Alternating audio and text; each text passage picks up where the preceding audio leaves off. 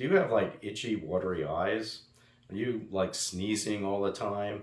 Do you have like sinus congestion, or you have this, proverbial like dripping nose, postnasal drip, sore throat, laryngitis? Well, you probably have allergies.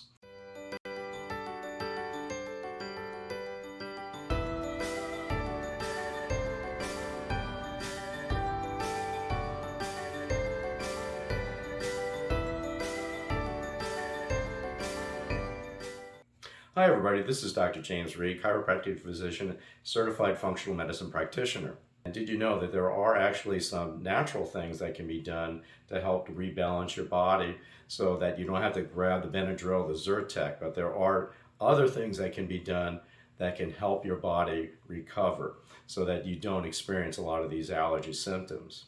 If you're interested and would like to know more information about this, you can go ahead and read our articles about allergies, or take a look at some of our videos, or go to my website at azfamilyhealthcenter.com to find out more information about this. Or if you'd like to set up an appointment and see what we can do for you, call 480-732-0911 and one of my assistants will be happy to help you. Thanks for watching.